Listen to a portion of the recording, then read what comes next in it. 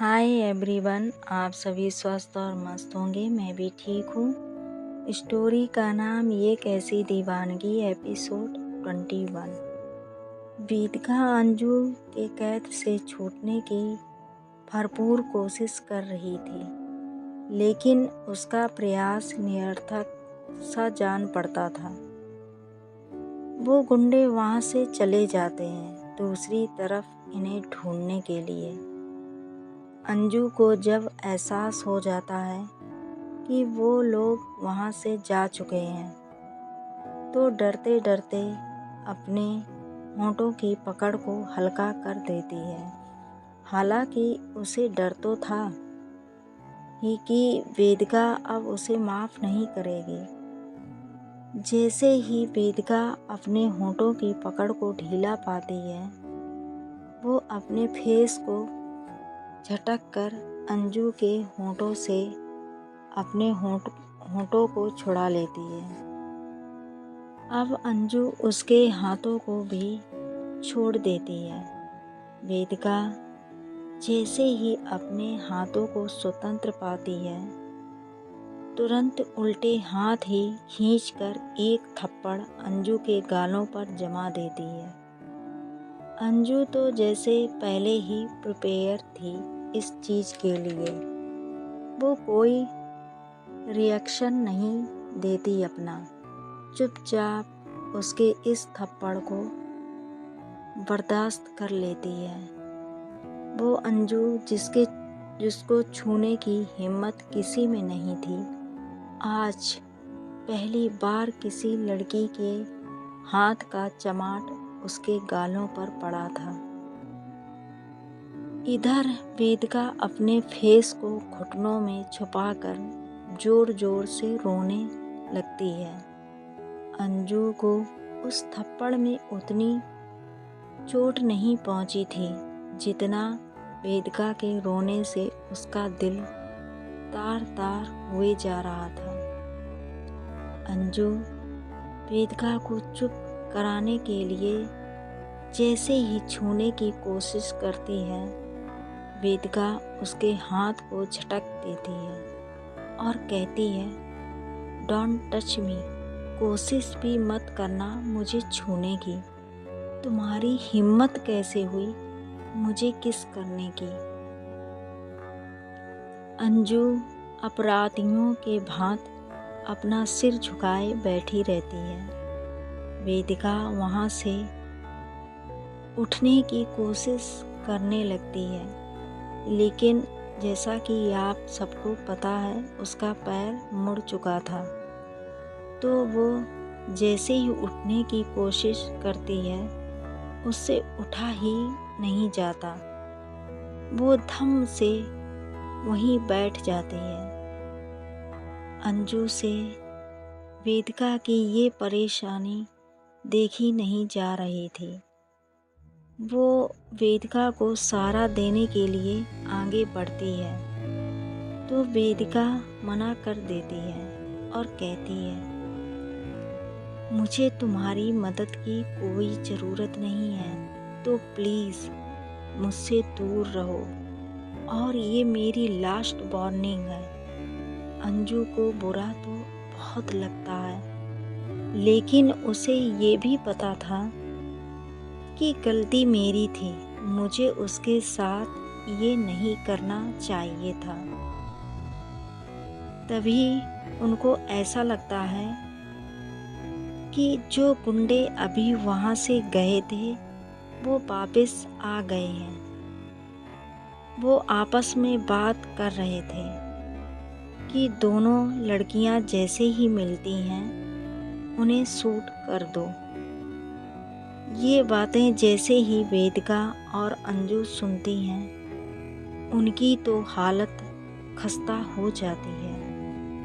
वो बेहद डर जाती हैं। वेदिका की तो हालत इतनी ख़राब थी डर के मारे कि वो एक टाइम के लिए भूल ही गई थी कि अंजू ने अभी उसके साथ क्या बिहेव किया है। अंजू बिना देर किए वेदिका को अपनी बाहों में उठा लेती है। वेदिका एकदम सन्न रह जाती है। अंजू धीरे से इशारा करती है कि कुछ मत बोलना। वेदिका भी मामले की गंभीरता को समझती है और एकदम चुपचाप रहती है।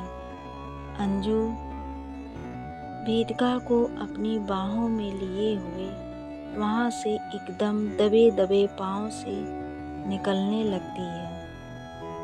वो गुंडे भी इनके बेहद पास में ही थे, बस कुछ ही कदमों की दूरी थी उन गुंडों और इन दोनों के बीच। लेकिन वहाँ इनकी किस्मत साथ देती है और ये दोनों वहाँ से निकल जाते हैं। वो गुंडे भी अपना पूरा जी जान लगाकर इनको ढूंढे जा रहे थे। इधर अंजू वेदिका को अपनी गोद में उठाए हुए एकदम घने जंगल में पहुंच जाती है। अंजू को जो सर में चोट आया था उस कारण चक्कर आ रहा था, लेकिन वो वेदिका की खातिर चले जा रही थी। यही प्यार का पहला एहसास होता है। जब हम किसी से प्यार करने लग जाते हैं तो अपनी जान से पहले उसकी जान बचाने की सोचते हैं। अंजू भी कुछ ऐसी ही भावनाओं के मझधार में धीरे धीरे बढ़ रही थी। उसके अंदर ये फीलिंग्स आ गई थी कि कैसे भी करके वेदिका की जान बचानी है उसे, और शायद इसलिए वो अपनी वीकनेस को नज़रअंदाज करके भी वेदिका को सेव करना चाहती थी। क्या ये प्यार का पहला पड़ाव था अंजू के लिए? तो इसका जवाब है जी हाँ। अंजू के दिल में वेदिका के एहसास ने दस्तक दे दिया था। सिर्फ अब इंतजार था तो बस अपने इस एहसास को एक रूप देने का। अंजू वेदिका को गोद में लिए चली जा रही थी। उन तमाम तकलीफ़ों के बावजूद भी वेदिका अंजू की तरफ बिल्कुल भी नहीं देख रही थी। उसका मन कर रहा था अभी अंजू को खुद से दूर धकेल दे, लेकिन वो ऐसा नहीं कर सकती थी क्योंकि वो किसके भरोसे इस जंगल से बाहर निकलती। इसलिए कुछ ना कहने के सिवा कोई चारा भी तो नहीं था ना। एक समय तो ऐसा आता है कि चलते चलते अंजू के पैर लड़खड़ाने लगते हैं। वेदिका समझ जाती है कि इसको प्रॉब्लम हो रही है मुझे लेकर चलने में। तभी अंजू के चेहरे पर चांदनी रात की एक किरण पड़ता है। उसी मनमोहक किरण में वेदिका अंजू के चेहरों को ध्यान से देखती है। वो क्या देखती है कि अंजू की आंखें बंद हो रही हैं, लेकिन वो फिर भी अपने फेस को झटक कर अपनी आँखों को खोलने की कोशिश कर रही है। वेदिका को एक टाइम के लिए अंजू पर दया आने लगती है। वो सोचती है कि मेरे थप्पड़ मारने के बावजूद भी ये पता नहीं किस मिट्टी की बनी है जो मुझे उठाकर चले जा रही है।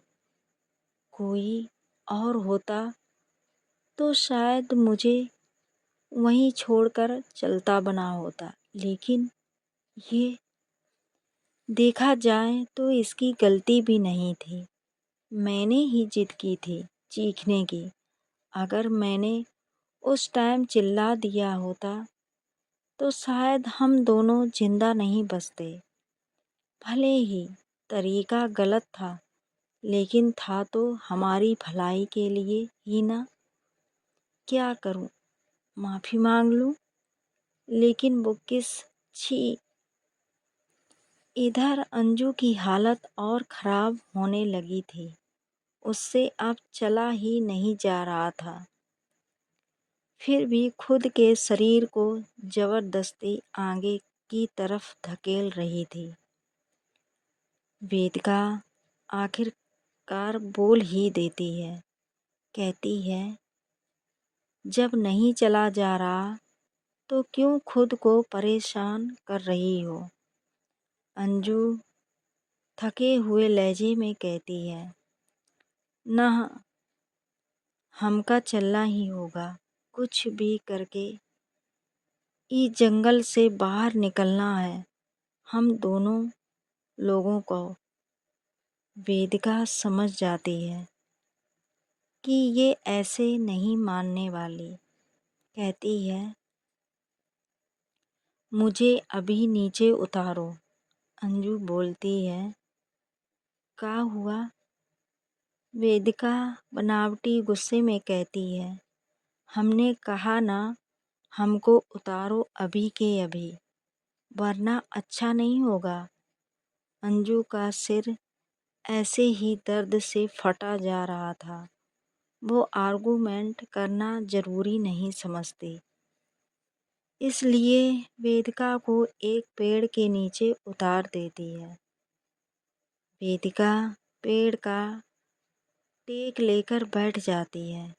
वो देखती है कि अंजू अभी भी खड़ी ही है, भले ही उससे खड़ा नहीं हुआ जा रहा था। वेदिका कहती है, खड़ी ही रहना है या आकर बैठोगी यहाँ? अंजू हिचकिचाते हुए कहती है, तुमका परेशानी होगी हमरा पास बैठने से, यही लिए हम यहीं खड़ी हूँ। वेदिका कहती है, जब किस किया था तब तो एक बार भी नहीं पूछा था कि मुझे परेशानी होगी या नहीं। ज़्यादा बनो मत, आकर बैठ जाओ। अंजू कुछ नहीं कहती, वो भी पेड़ का टेक लगाकर बैठ जाती है। कुछ देर तक दोनों के बीच मौन रहता है। बस दोनों आसमान की तरफ देख रहे थे। उस जगह से आसमां उन्हें साफ दिख रहा था। अचानक से वेदिका की आंखें चमक उठती हैं। वो चिल्लाकर कहती है, ओह माय गॉड, टूटता हुआ तारा। वो तुरंत अपनी आंखें बंद कर लेती है और कुछ बुदबुदाने लगती है। उस टाइम एक्साइटमेंट में उसका हाथ अंजू के हाथों पर चला गया था। वेदिका ने अंजू के हाथों को जोर से पकड़ लिया था और विश मांगने में लगी हुई थी। अंजू बहुत ध्यान से वेदिका को देखे जा रही थी। वेदिका का चेहरा चांदनी रात में अद्भुत छटा बिखेर रहा था। अंजू उस एक पल में बिल्कुल पॉज हो जाती है। उसका ध्यान हर बात को भूलकर बस वेदिका के उस सुंदर से चेहरे पर केंद्रित था। वेदिका कुछ समय बाद अपनी आंखें खोलती है। वो क्या देखती है कि अंजू वेदिका को एकटक देखे जा रही है। वो अंजू के मुंह के सामने अपने हाथों को हिलाते हुए कहती है, ओह हेलो, क्या देख रही हो? अंजू जैसे एक ख्वाब में खोई थी। वेदिका के टोकते ही वो अपने ख्वाब से बाहर आ जाती है। कहती है, कुछ नहीं। वेदिका आगे कहती है, अच्छा ये बताओ कि तुम विश्वास करती हो ना या नहीं इन सब में? अंजू बोलती है, नहीं, हमका इन सब में कोनो विश्वास नहीं है। वेदिका कहती है, क्यों? अंजू बोलती है, बस ऐसे ही। वेदिका कहती है, पता है, जब मैं छोटी सी थी तब पापा अक्सर मुझसे कहा करते थे कि जब भी तुम्हें आसमां में टूटता हुआ तारा दिखे, तुम्हें उससे विश मांगना, वो तारा हमेशा तुम्हारी कामनाओं को पूरा करेगा। अंजू बोलती है, वो एक ठो डॉक्टर होके भी ऐसी चीज़ों में विश्वास करते हैं, हमका तो यकीन ही नहीं हो रहा। वेदिका की आंखें बिल्कुल उदास और बेजान सी हो जाती हैं। ऐसा लगता है जैसे उसके आँखों के बांध से कुछ बूंदें बाहर आ जाएंगी। वो बहुत भर्राए हुए गले से कहती है, वो मेरे पापा नहीं हैं। अंजू हक्का बक्का सी होकर वेदिका को देखने लगती है और कहती है, का वो तुम्हारे पापा नहीं हैं? ऐसा कैसे हो सकता है? उन्होंने ही तो हमका बताया था कि तुम्हारी मम्मी उनकी धर्म पत्नी है, तो वो तुम्हारे पापा ही होंगे ना। वेदिका अपनी आंखों के कोनों से निकल रहे आंसुओं को किनारे से पोंछती हुई कहती है, हर चमकती हुई चीज सोना नहीं होती अंजू। अंजू आश्चर्य से कहती है, मतलब? वेदिका कहती है, मतलब ये कि जो आदमी मेरी माँ का पति हो तो जरूरी नहीं है कि मेरा बाप ही होगा। अंजू कहती है, यार तुम आदमी हो कि पैजामा, काहे बातों को घुमा फिरा के जलेबी बनाने पर तुली हो? बताओ ना, बात का है? वेदिका जैसे आज अंजू के सामने अपना दिल खोलकर बातें करना चाहती थी। वो कहती है, एक्चुअली मेरे पापा मुझे यहाँ अकेला छोड़कर बहुत पहले ही चले गए। ये कहते कहते उसका गला भर आता है। वो वो ये कहकर उसकी आंखों से ना चाहते हुए भी आंसू निकल आते हैं। अब देखते हैं आगे क्या होता है। Bye bye, see you.